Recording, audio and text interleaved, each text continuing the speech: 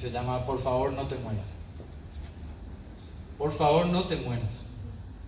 Por favor no te mueras, te digo, como si dependiera de vos, como si controlaras tu destino y ni aún controlamos nuestra propia tos. Por favor no te mueras, te digo, como si dependiera de vos. No te vayas, no te despidas, como si pudiésemos pautar nuestro último adiós.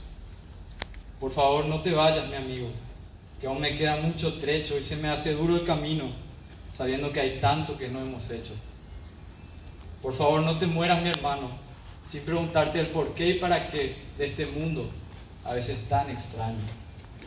No vivas anestesiado, obnubilado por el dinero, el poder y la fama, como si fuésemos tan solo monos, tratando de subir a la más alta rama. Por favor, no te mueras, mi amiga, y ahora que aún respiras, pregúntate qué es esta vida, ahora que aún respiras. Pregúntatelo de verdad y mira de frente a la muerte. Descubre que estamos aquí y que no es por mera suerte. Por favor, no te mueras, amado, en rebeldía a tu Creador.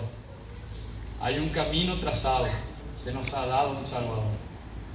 Por favor, no te mueras, amado, en rebeldía al único Dios, sabiendo que a todos nos llega. Te ruego que no te mueras, no te mueras, no así. Bien.